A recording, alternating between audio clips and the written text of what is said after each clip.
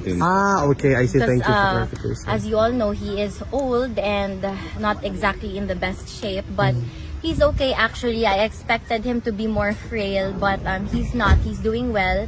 He's even better as compared to the first few weeks inside. Okay. He sounded more lively, more Yes. sharp, and I was looking for my mother for so many times, and I had to explain to him the situation, and he understood, of course.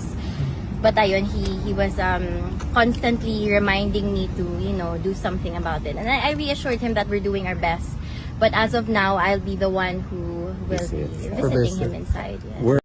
He said, ang laki ko na daw. In a way na lumapad ako, but I think You grew taller.